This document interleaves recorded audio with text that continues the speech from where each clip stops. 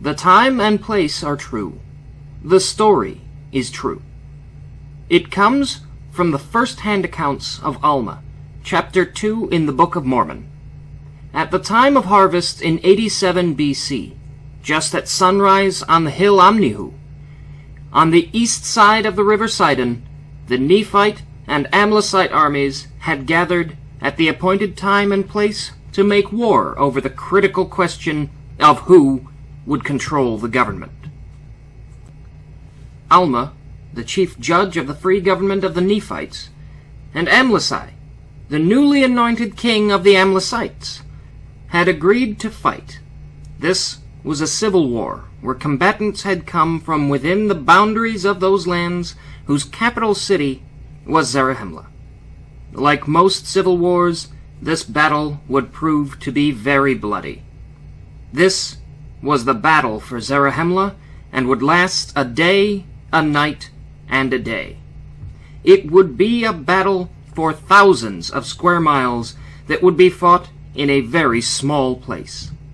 The winner of the battle would control the city of government and by default would control the lands of the nation. In defiance of the existing government, the Amlisites had already anointed Amlisi as their king. Just a few months before, the majority of the people, in a free election, affirmed Alma as the chief judge, while rejecting Amlisi in his desires to become the king. The battle would be fought over the critical question of which side would have the powers of government. The Amlisites understood that before Amlisi could rule as a king, he would have to take control of the city of Zarahemla.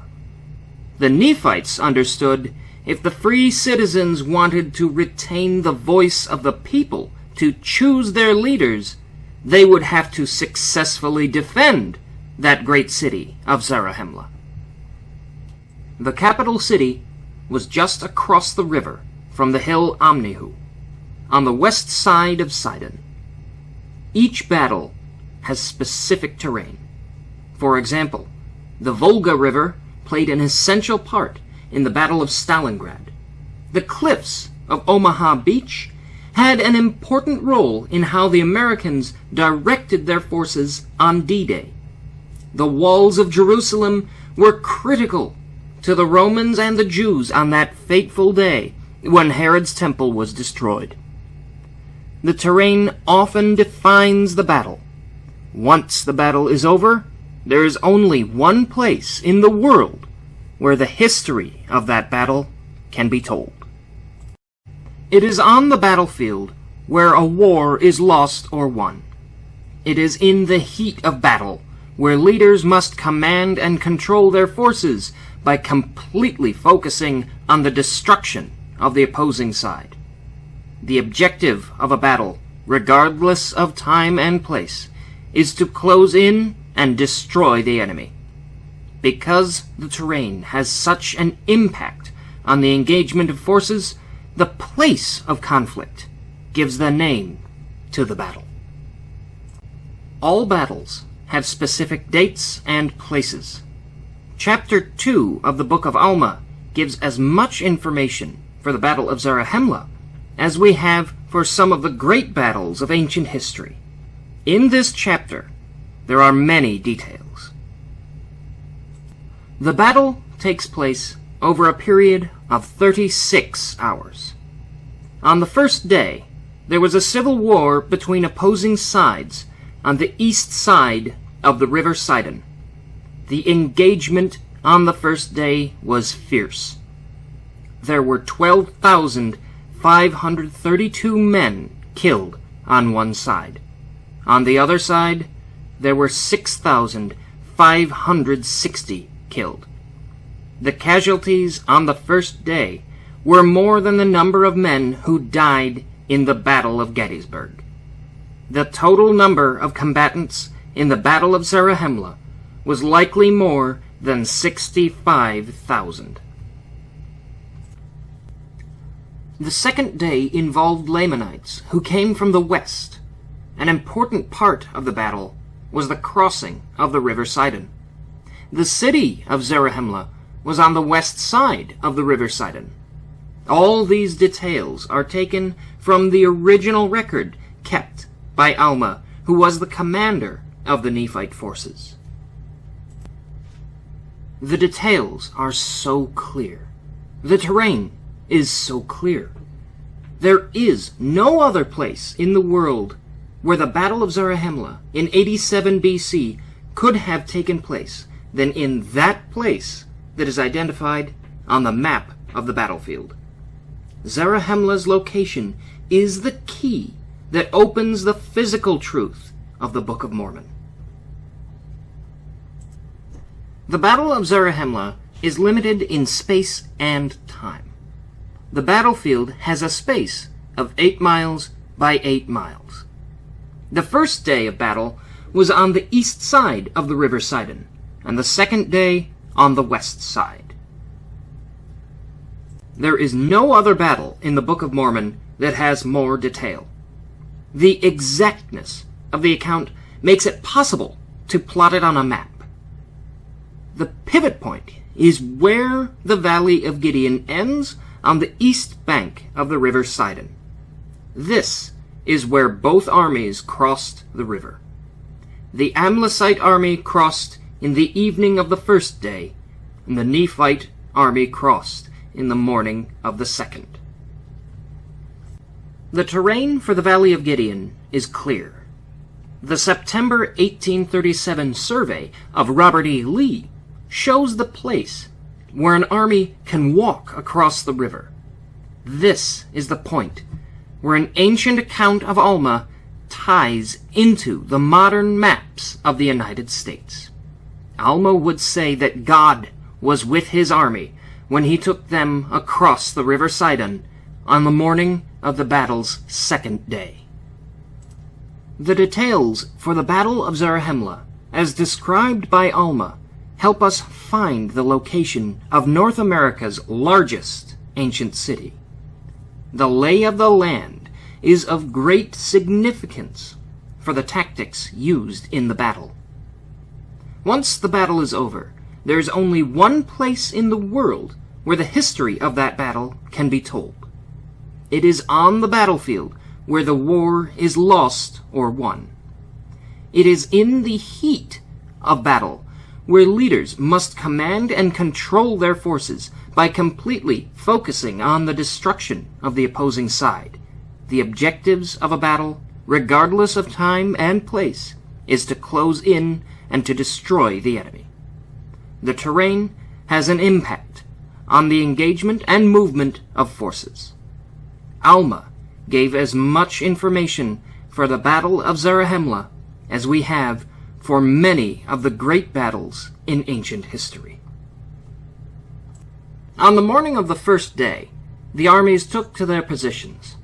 The battle started as a formal appointment between the opposing sides on the hill Amnihu. This was a strong position for the Nephites to make a good defense. The backside of the hill had the river Sidon, and that meant the Nephite army could put its full attention on the Amlisites, who would have to attack from the front. From the outset of the fighting, the Nephites began to slay the Amlisites upon the hill east of Sidon. Soon, the Amlisites began to flee, and the Nephites quickly pursued them and did slay them with much slaughter. This was a nasty political conflict, and after a few hours of fighting, the Royalists had lost, and the freedom-loving Nephites were chasing the Amlisites down the Valley of Gideon towards the east bank of the river Sidon. The first day of battle was a bloody affair, with the tactically superior Nephites cutting off retreats, and the Amlisites having to clamber across their own dead and dying as they tried to flee the field. And it came to pass that when Alma could pursue the Amlisites no longer, he caused that his people should pitch their tents in the Valley of Gideon. The engagement on the first day was clearly in favor of the Nephites. It was brutal hand-to-hand combat.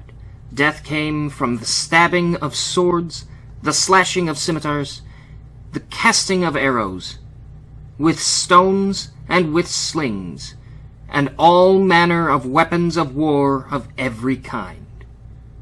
There were 65,000 warriors, fighting in close quarters, inflicting as many as 1,000,000 blows on the opposing side. On that day, Alma reported that 12,532 Amlisites and 6,560 Nephites died in battle. The death count on the first day was more than the total number of men who died in the 3-day Battle of Gettysburg. By any historic standard, this was a fierce battle. The Valley of Gideon had strategic value because it was close to a crossing of the River Sidon. The valley was 5 miles long and was filled with the bodies of dead men. Soon after the end of battle, Alma sent spies to follow the remnants of the Amlisites, that he might know of their plans and their plots. The plot became clear. Amlisi had made an agreement with the Lamanites to get their support. Even though Amlisi had lost the first day of battle, on the second day he thought that he could win the war by taking Zarahemla. In the morning, Alma's 3 spies, Zeram, Amnor, and Limer, returned in haste to the Valley of Gideon. Being greatly astonished and in great fear, they reported that the Amlisites had joined forces with the Lamanites. The spies reported that there were refugees who were fleeing with their flocks and their wives and their children towards the city of Zarahemla. Alma's army immediately understood that to protect their families who were within the walls of Zarahemla, they would have to move quickly across the river Sidon to fight not just the Amlisites, but also the Lamanites. The place for crossing the river Sidon is critical to the story and to our confirmation for the location of Zarahemla. On the morning of the second day, Alma's army was camped in the Valley of Gideon. We have identified the hill Amnihu and how from that hill, through the Valley of Gideon, the armies went down to the river Sidon. The question is easy to formulate. First, Sidon and the Mississippi are the same. This is one of the world's largest rivers and has a huge volume of water. With a length of over 2,000 miles, the river has only a few places for an army to cross on foot.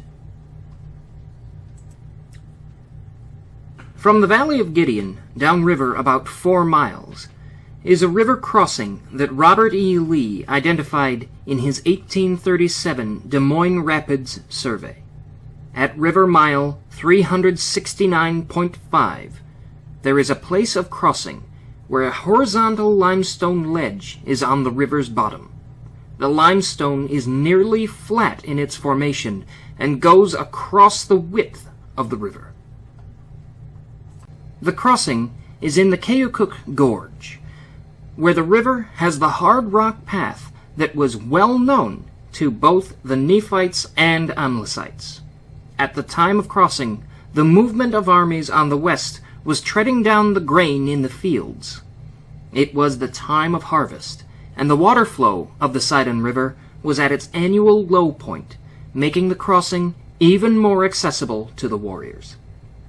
The point of crossing was fixed, and tied perfectly into the lay of the land, making it such an important part of Alma's recounting of the Battle of Zarahemla.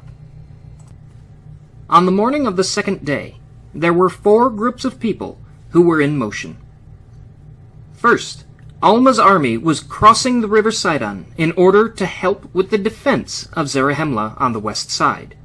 Second, Amlisi's army positioned itself at a place where they could attack the Nephites while they were still in the water. The Amlisites would destroy Alma's army and then move upriver 5 miles to take Zarahemla. Third, the Lamanite army was moving towards the river crossing from the southwest in order to help Amlisi's army destroy Alma's army. The Lamanites recognized that the Nephite-Amlisite war offered them the chance to take control of Zarahemla. Fourth, there were refugees moving north on the west side of the river towards the city of Zarahemla. In this, as in other wars, the lives of refugees were most vulnerable. In the face of strong forces, they naturally sought protection of the defensive walls of the city of Zarahemla. From a military point of view, all these movements presented a very complicated set of circumstances. The people who were in transit, either as part of the 3 armies or as a refugee, numbered more than 100,000. Including the population of Zarahemla, those who were already behind the city's defensive walls, the number of people who were involved directly or indirectly in this war was about 250,000. It certainly seemed that Amlisi, through a shrewd strategy, had put his army in a powerful position where they would be able to put maximum pressure on Alma's army while they were walking across the river. From the river's west bank, Amlisi's army was in a position to create a killing zone with lethal crossfire coming from 2 or more positions. This moment was so significant in Alma's life that he would later write a complete account, and 450 years later, Mormon found Alma's account so compelling that he devoted a long chapter to the telling of the whole story by engraving it onto the gold plates. The story then came to us 2,000 years later through the prophet Joseph by the gift and power of God. These details are important because the imprint of the story is found in the flow of America's largest river, over the hard rocks of the Keokuk Gorge, whose geology created the topography for the hill Omnihu, the Valley of Gideon, and the place of crossing. The events of the second morning moved fast, and behold, as they were crossing the river Sidon, the Lamanites and the Amlisites, being as numerous almost, as it were, the sands of the sea, came upon them to destroy them. The Nephites, being strengthened by the hand of the Lord, having prayed mightily to him, the Lord did hear their cries, and did strengthen them. The story moves to its most dramatic moment. Alma fought with Amlisi with the sword, face to face, and they did contend mightily one with another. And it came to pass that Alma, being a man of God, being exercised with much faith, cried, saying, O Lord, have mercy, and spare my life, that I may be an instrument in thy hands to save and preserve this people. Now, when Alma had said these words, he contended again with Amlisi, and he was strengthened insomuch that he slew Amlisi with the sword. Is it not exciting that the place of this very dramatic moment of salvation can be identified within a range of plus or minus 200 feet in the river on the west bank of the upper Mississippi at river mile 369.5. Alma fought Amlisi in the river. He prayed to the Lord for strength. The Lord heard his prayer and gave him strength. Alma slew Amlisi with the sword. This place of salvation is presented by Alma and preserved by Mormon, and is now found in the unique geological formation of granite rocks in the 11 1/4 mile long Keokuk Gorge.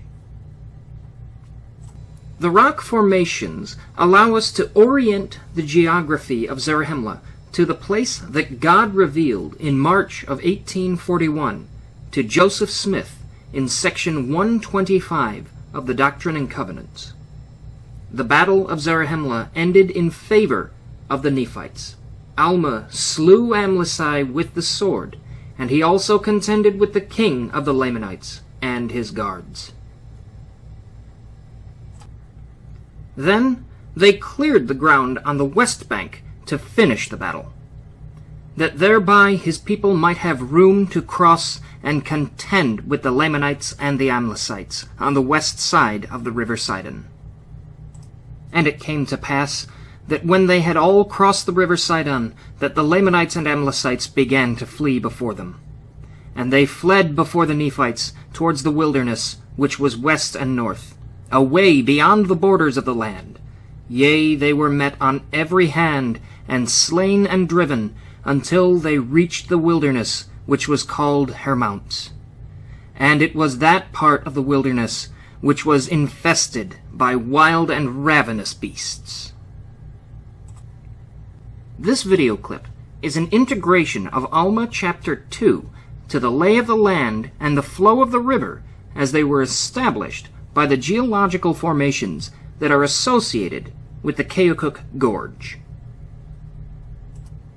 These events presented an interesting challenge. We took the 36-hour account of Alma and oriented it to the terrain as found on modern-day maps. We kept our focus on an area that is 8 miles by 8 miles.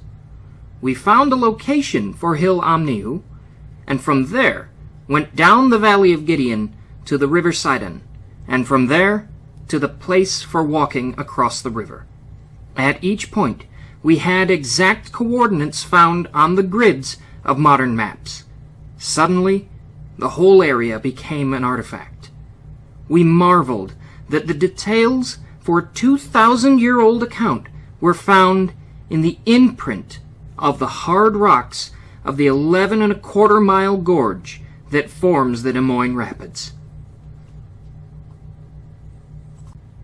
Alma wrote the first-hand account in 87 BC. After 450 years, Mormon read the account and decided to engrave the story on plates of gold. And nearly 2 centuries ago, the angel Moroni gave these gold plates to Joseph Smith for him to translate by the gift and power of God. We now have the opportunity to examine the truthfulness of the Battle of Zarahemla that took a day, a night, and a day. We needed to be careful about how we did this. We understand that there will yet be a future day when we will have a chance to meet Moroni, and he will tell us directly how he preserved this ancient record so that we would have the chance to test its truthfulness in the rocks and waters of the mighty Mississippi.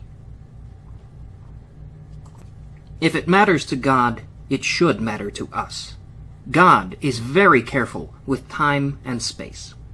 Jerusalem is where Jerusalem is, and for the fulfillment of God's word, it will remain there through the end of time. The first revelations of this dispensation dealt with the exact locations for Zion and the new Jerusalem. As they say about real estate, there are only 3 things that matter: location, location, location. Does anyone suggest that real estate doesn't matter in the Bible? Christ shall rule and reign from the new Jerusalem, for out of Jerusalem shall go the word, and out of Zion shall go the law. There is no other land that has been examined more carefully than the Holy Land. We need to apply this same standard to the lands of the Book of Mormon. Let's make a calculation. Nearly 1/3 of the verses in the Book of Mormon make or give reference to space and time. How can we hope to have an accurate history of these people without clear references to space and time? If there is no record of name, date, and place, there is no opportunity of doing any of the saving ordinances for the dead. Life has meaning because we have the place and time for our existence. We compare the Bible to the Book of Mormon. That book has the truth that is found in its own setting, just as the Bible has the truth found in its setting.